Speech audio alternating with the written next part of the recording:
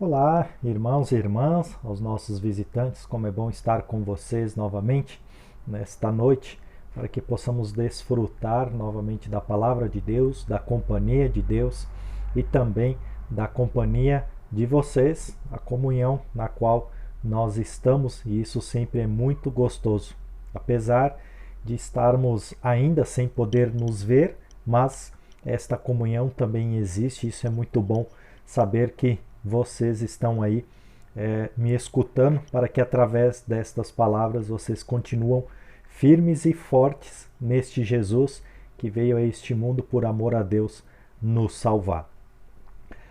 Hoje nós vamos falar de algo um pouquinho diferente, um pouquinho fora do texto bíblico, mas algumas semelhanças do que aconteceu na época de Lutero, com relação a uma pandemia que eles tiveram também, que era a peste negra, e com relação ao que nós estamos vivendo hoje. Algumas semelhanças para sabermos, às vezes, lidar melhor com tudo isso que está acontecendo, pois a gente está percebendo que, além do que eu vou apresentar aqui, tem algumas semelhanças. A gente pode então continuar nos preocupando com outras pessoas, porque não estão dando muito atenção naquilo que está acontecendo em nossa atualidade. Tá? Então, esta breve conversa que nós vamos ter, ela está baseada num artigo que o professor Paulo Bus, lá do Seminário Concórdia, escreveu. Quem quiser todo o conteúdo, está lá no site da IELB. Pode entrar lá, procurar na coluna, nos artigos, e aí lá você vai achar a pandemia da época de Lutero com a nossa realidade. Tá? Então, vamos iniciar então trazendo da seguinte forma. Na época de Lutero, esta pandemia que aconteceu não foi através de um vírus, mas sim foi através de uma bactéria. Então, essa bactéria, devido aos seus sintomas, então veio a ter o nome como a peste negra. Esta bactéria, segundo os dados, em torno de 200 milhões de pessoas no mundo inteiro foram infectadas e vieram a falecer. Tá? E deste número, 1/3 da Europa ela foi dizimada. Então, na época, 1/3 da população da Europa ela não existiu mais, justamente por conta desta bactéria. Né? Então, quando começou a se alastrar esta bactéria, alguns diziam que era contaminação pelo ar, alguns outros diziam que isto era perseguição aos cristãos. Os judeus contaminavam as fontes de águas para prejudicar os cristãos. A faculdade de medicina da época disse que uma conjunção de planetas que houve no dia 20 de março de 1345 que girou e mudou todo o sistema, e aí então veio-se a desenvolver essa bactéria que matou muita gente. E alguns outros ainda cogitavam a possibilidade de um castigo de Deus que estava ocorrendo entre o povo. Mas uma das coisas que ajudou a proliferar essa questão dessa bactéria foi justamente as condições de vida que eles tinham naquela época. Né? As condições de moradia, a falta de higiene, a ingestão de água contaminada, falta de saneamento básico, né? A própria falta de informação fez com que isso prejudicasse também, e algumas outras superstições que sempre buscavam, né, trazer em meio a essas ocorrências. Né? E como a gente já viu anteriormente, em algum outro momento, muitos falsos profetas também apareciam e diziam que isso era da Bíblia, né? E aí aproveitavam este momento para dizer que era o fim do mundo, Jesus estava vindo para julgar e tudo mais.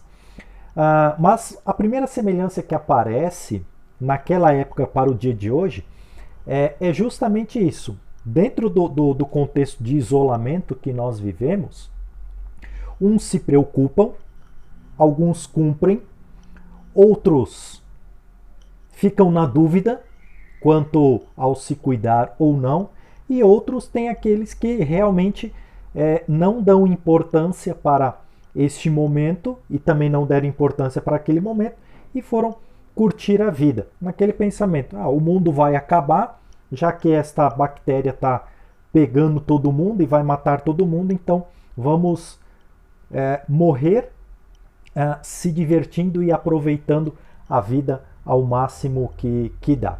Só que, diante disso, se tem o outro lado, né? Quando você tem essa negligência, você pode então estar sendo contaminado e quando estiver dentro do seu âmbito familiar, você pode ajudar a infectar outras pessoas. E isto justamente as pessoas também não tinham muito cuidado, né? Então esta era a primeira semelhança que apareceu nesse artigo e é justamente isso. Nós sabemos que tem pessoas ainda que não estão dando a devida importância com relação ao que nós estamos vivendo hoje. Muito bem, algumas características então, justamente desta peste negra, que ela traz de 3 formas, né? Que então é a peste bubônica, que também é um outro nome conhecido, é mais popular, né? A pneumônica e também a septassêmica, né? Alguns nomes assim um pouquinho mais complicados. Bem, a bubônica, ela justamente traz o inchaço dos nódulos, né, linfáticos e podem ter o tamanho de um ovo, né, um ovo de galinha mais ou menos. E, além disso, também traz manchas no corpo, né, e hemorragias internas e que escurece a pele, o local onde traz essa hemorragia. A pneumônica, ela vai atacar os pulmões, e aí você vai ter uma série de consequências por causa do pulmão. E a septassêmica, ela vai ocorrer, a bactéria vai ocorrer dentro da corrente sanguínea. Então, são as 3 maneiras que esta bactéria ela estava sendo infectada pelas pessoas, né? Então, as pessoas tinham essas reações, né? Então, tanto nos inchaços, nas marcas, né, quanto nos pulmões, quanto na rede sanguínea. Algumas outras coisas, alguns outros dados são importantes justamente porque essa bactéria ela vinha através das pulgas dos ratos, né? Então, se você não tinha um cuidado dentro do lar, um saneamento básico adequado, então você vai chamar esses animais e isso vai ajudar a proliferar cada vez mais e ajudar as pessoas a se infectarem. E isso traz um grande impacto social, justamente porque quem se infecta vai ficar doente e quem está saudável não vai querer pegar a doença. E aí ocorreu o quê? Ocorreu que até os próprios familiares dentro dos lares fugiam, buscavam outras cidades, outros vilarejos que a peste não havia alcançado ainda, para morar, para ficar lá até as coisas acalmarem e deixavam para trás os seus familiares. Por mais laço afetivo que havia, mas o lema era não morrer. E aqueles que estavam ali eram deixados literalmente de lado, né? Morrendo sozinho, e deixa que as autoridades, aquelas que ficarem e trabalharem, estarem na linha de frente, então pudessem dar o cuidado necessário e assim por diante, né? Então, esse era um dos impactos que realmente estavam acontecendo naquele momento, né? E o impacto espiritual da época era justamente um castigo de Deus. O ser humano não estava levando muito a sério a vontade de Deus, então Deus estava olhando como algo negligente por parte do ser humano, então Deus resolveu mandar uma peste. De repente, uma imagem bem semelhante seria Deus junto com Moisés lá no Egito, mandando as pragas para que o coração do faraó pudesse parece se acordar, se transformar e deixar o seu povo de forma amorosa, bondosa, se livrar da escravidão e poder ir para a terra prometida. Né? Então, mais ou menos nesse sentido que havia muito questionamento espiritual, que isso daria então a exemplo de que isso seria então um castigo de Deus. E uma outra questão também era justamente porque o ser humano não era digno diante dos olhos de Deus para se entrar na vida eterna diante dos seus atos. Né? Os atos do ser humano aos olhos de Deus não estavam sendo suficientes. Então Deus enviou essa praga para dar uma lição ao ser humano. E aí havia o que o próprio Lutero passou, né? Que era se martirizar, pagar indulgências para dar uma nova oportunidade para os seus familiares, peregrinações, jejuns, né? Auto se flagelar e assim por diante. Então tudo isso em consequência porque as obras que os seres humanos estavam realizando não estavam sendo dignas aos olhos de Deus. Então isso seria então o castigo de Deus. Tá?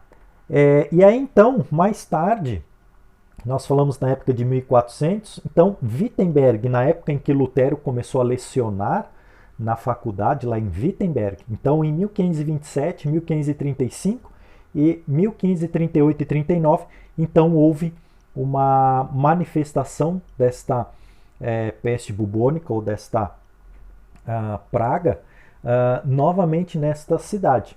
E Lutero, ele, de ver, né, toda a cidade sendo evacuada, então ele acabou ficando com a sua família, acolheu alguns estudantes, acolheu alguns outros pastores e pessoas da cidade na sua própria casa para continuarem a viver. Né? Com os estudantes ele continuou a lecionar, a dar as suas aulas, né?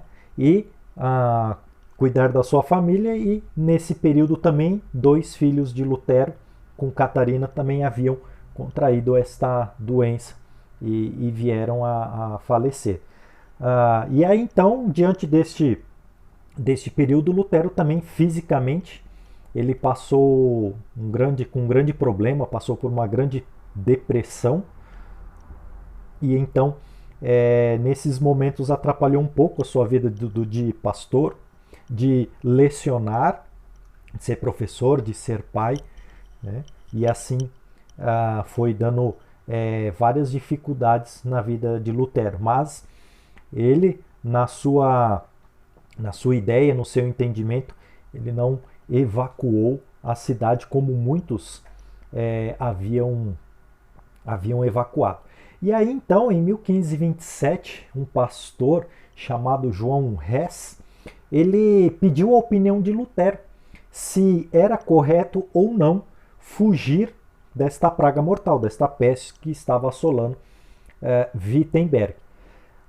E aí então Lutero, diante do seu escrito, ele vai dizer assim, olha, cada cristão ele vai ter um pensamento diferente. Nenhum cristão vai pensar igual ao outro. Né? Uns vão ficar em casa, outros vão querer enfrentar porque acha que a sua fé vai combater esse vírus, e aí vai ter aquele pensamento de que eu não vou pegar, eu não vou contrair, né? Eu sou invencível, né? E aqueles outros então que vão tomar outras atitudes diante da sua fé, né? Mas o que ele coloca diante da palavra de Deus, conforme Romanos 15, versículo 1 e 1 Coríntios capítulo 12, versículo 12, é que Cristo tem o desejo de que os cristãos eles não sejam abandonados, os cristãos mais fracos não sejam abandonados, mas sim orientados, né? Ensinados com relação ao que ele pode fazer, o que ele não pode fazer. Tá?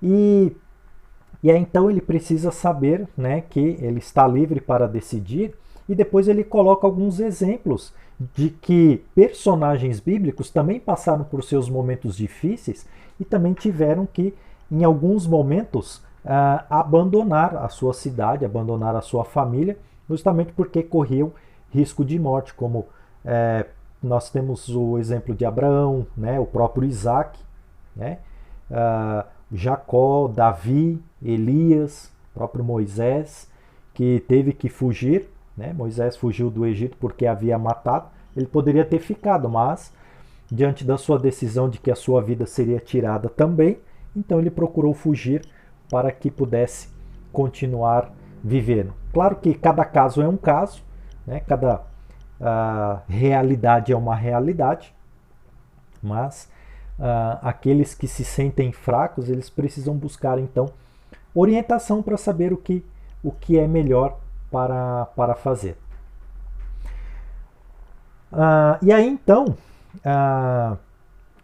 Lutero continua então aconselhando essas pessoas, ou melhor dizendo, aconselhando este pastor João Hess, de que o bom seria cada caso, né? Como nós havíamos falado. Por exemplo, ele dá um exemplo assim.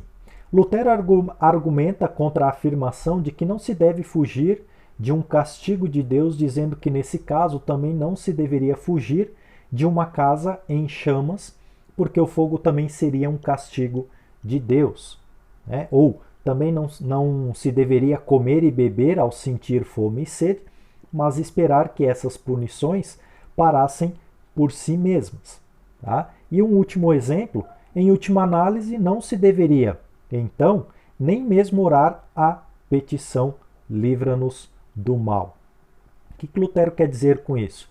É que diante desses pensamentos de que isso seria um castigo de Deus, as pessoas então deveriam aceitar isso. Né? Então, se Deus está mandando, nós temos que aceitar, e aquilo que acontecer comigo, eu tenho que aceitar, eu não posso fugir. Né? Mesmo né, no primeiro exemplo ali, se alguém coloca fogo na sua casa ou pega fogo, se você acha que Deus colocou fogo na sua casa, então você não vai fugir, você vai queimar com a sua casa. Né? Então, nesse sentido, né, nesses exemplos que Lutero ele fala, mas aí ele continua, não, mas nós precisamos olhar e agir para aquilo que é da vontade de Deus. Né? Então precisamos saber que muitas dessas coisas não é da vontade de Deus, né? Mas Deus se prevalece de alguns momentos justamente para buscar ensinar as pessoas, né? Então, pela história, e não é muito certo, de que esta peste negra veio através dos navios, né? Através de alguma bactéria, né? A bactéria que dentro dos navios que chegou dentro da Europa, e isso acabou então proliferando esta peste negra. Né? Mas Lutero também argumenta de que precisa se pensar também na vida. Né? Quem tem o direito de tirar a própria vida? Somente Deus. Então por isso que Lutero ele bate firme na questão da orientação, né? De que as pessoas que estão em dúvida em que fazer têm que buscar orientações através das autoridades civis, através das autoridades religiosas, para justamente procurar saber como lidar e como agir diante dessas situações. É o que nós vivemos. Né? Um segundo aspecto importante aqui. As autoridades diariamente estão dizendo para nós: fiquem em casa, cuidem, os grupos de risco, tomem cuidado, né? Não se coloque a sua vida em risco. Né? Então, nós somos diariamente reforçados sobre isto. Né? E aqui nós também, em comunicação, nós também sempre procuramos manter esses cuidados. Né? Então, como uma autoridade religiosa, como um pastor, às vezes também a gente orienta: fique em casa, é perigoso, não é necessário sair, se é necessário peça ajuda, e assim por diante. Né? Não podemos colocar a nossa vida em risco, até porque nós precisamos lembrar que nós vamos voltar. E quando nós voltarmos, se nós estivermos com este vírus, nós vamos prejudicar a nossa família, nós vamos prejudicar o nosso lar, como saiu há poucos dias atrás uma família da igreja luterana em que a moça, uma das filhas, ela é médica e ela contraiu, mas ela não sabia, ela foi para casa, infectou a irmã e os pais. E elas acabaram então, não o pai, mas as duas filhas e a mãe foram parar na UTI.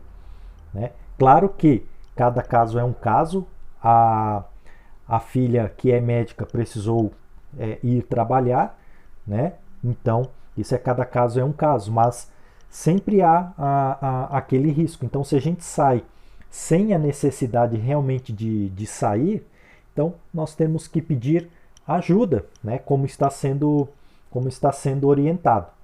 Né? Então e nisto, o que a gente faz? A gente acaba servindo ao nosso próximo.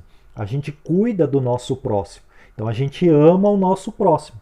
Mesmo que neste amar ao próximo não seja abraçar, não seja beijar, não seja confortar, mas também é ajudar a conscientizar de que, por exemplo, os grupos de risco não podem estar transitando para lá e para cá. Se ninguém tem para ajudar e é necessário, então cuide-se, previna-se, né? Busque as informações de como pode ser feito todos os cuidados e assim então faça o que tem que fazer e rapidamente volte. Né? E aí então, dentro desse sentido, o artigo traz o quê? Cuidado para não tentar a Deus. Né? E aí é que Lutero ele coloca, e aí ele traz um remédio, por exemplo, de que assim, ó, deixa eu ver aqui, as pessoas, aqui, perdão. Por outro lado, diz Lutero, também existem pessoas que tentam a Deus ao agir de forma precipitada e imprudente, não tomando cuidado para proteger-se da morte e da peste. Então, aquela questão assim de não sair se não for realmente necessário e se não tiver ninguém para lhe ajudar e lhe auxiliar. Né? E aí então ele traz um exemplo. Né? Então, se o médico, você vai no médico, o médico pede para você tomar um remédio e você não toma, então você está sendo imprudente, né? Está negligenciando uma orientação médica para cuidar da sua saúde. Né? E muitas vezes isso não é confiar em Deus, né? Colocar a sua fé. Não, eu não vou tomar remédio, mas a minha fé vai curar. Às vezes, diante desse tipo de pensamento, nós não estamos brincando, né? Como diz Lutero, e aí nós estamos colocando Deus, tentando a Deus, perdão. Né? Estamos tentando a Deus com as nossas negligências, com as nossas faltas de cuidados da nossa vida espiritual, da nossa vida corporal, da nossa família, do nosso trabalho e assim por diante. Em tudo que a gente fizer, a gente tem que tomar este cuidado também para não tentar a Deus. Né? Então, nenhum cristão ele é super cristão. Né? A fé, ela ajuda, a fé, ela realmente pode fazer maravilhas, ela pode realmente curar muitas pessoas, mas muitas vezes nós precisamos cuidar nesse sentido, né, para que a gente realmente com as nossas atitudes não possa tentar a Deus. Então, isto é muito importante. Isso foi importante na época de Lutero e a gente precisa também cuidar um pouquinho no nosso meio também. Né? Muito bem, e aí então, diante disso, o isolamento social e o cuidado com os contaminados. Então, eu acho que essa parte prática a gente está observando bem, o prefeito está todos os dias aí nos orientando, dizendo quais são os procedimentos, o que eles estão fazendo. As pessoas estão sendo isoladas, né? Então está se procurando fazer todo um cuidado, na qual na época de Lutero também, quando eles perceberam todo este movimento, todos esses cuidados que precisavam ter com relação a essa peste. Então as próprias autoridades começaram a mudar os seus planos e ter um pouco mais de saneamento básico, asfalto, né, melhorias e incentivar a sociedade a ter as suas melhorias. Né? E essas melhorias sempre vêm para contribuir com qualquer coisa, né? Seja a nossa fé, que às vezes, como Lutero coloca, isso pode ser também um ato de Deus para testar a nossa fé e não tentar, né, a nossa fé, diga-se bem claro, testar a nossa fé, como nós estamos com relação ao nosso Deus e como nós vamos agir com o nosso próximo. Isso também é ter fé, ter amor com aquele que nós amamos que está à nossa volta, seja ele familiar, seja ele da igreja ou seja de outras pessoas. E aí nós podemos tomar várias ações, né? De estar ligando, de mandando uma mensagem, né? E assim por diante, né?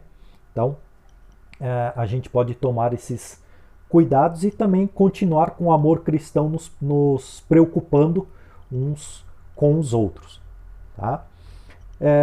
E assim então, irmãos e irmãs, a gente vê algumas aí, umas 3, 4 características que Lutero ele vivenciou naquela época e que nós estamos vivendo hoje, e esta prática desses cuidados que são sempre necessários para a nossa vida, né? Alguns outros temas aqui que a gente apenas mencionou pode nos dar um pouquinho mais de clareza, abrir os nossos olhos para justamente podermos ter uma contínua vida saudável diante de Deus com a nossa fé e também uma vida saudável e agradável diante do nosso próximo, aqueles que nós precisamos continuar orientando, aqueles que nós precisamos continuar amando, até que a nossa vida nos finda e possamos viver então uma vida sem preocupação junto com o nosso querido e maravilhoso Jesus. Então, espero que diante desse tempo em que nós passamos juntos, possamos todos nós ter aproveitado este momento e ter recebido algumas outras informações, e isso possa nos ajudar então. Que assim Deus, Pai, Filho e Espírito Santo estejam com todos nós hoje e sempre, e assim nós nos despedimos por aqui. Justamente então vou deixar tocando o hino da Reforma Luterana, Castelo Forte é o nosso Deus. Deus abençoe a cada um de vocês. Obrigado pela presença e também dos nossos visitantes mais uma vez. Amém.